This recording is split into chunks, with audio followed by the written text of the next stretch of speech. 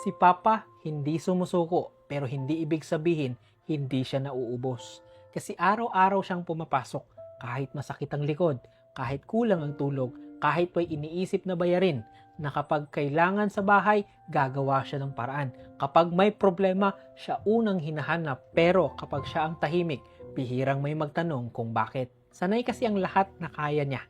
Sanay silang may sagot si Papa, may pera si Papa, may paraan si Papa. Pero ang hindi nila nakikita, may mga gabing tinitingnan niya ang kisame at iniisip niya kung saan pa siya kukuha. Hindi responsibilidad ng pinakamabigat, yung pakiramdam na ibinigay mo na ang lahat pero parang wala pa ring nakakapansin.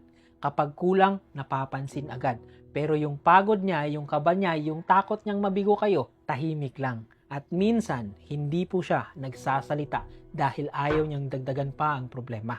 Kasi siya na lang ang sumasalo, siya na lang ang nagtatago ng pagod, siya na lang ang nagpapanggap na okay kahit ubos na. At ang pinakamasakit, wala man lang nagsabing, pahinga ka muna, kami naman. Hindi niya kailangan ng palakpak, minsan gusto lang niyang marinig na, salamat, nakikita namin lahat ng ginagawa mo. Kasi tandaan, ang ama, hindi ba to? Napapagod din, natatakot din, nauubos din.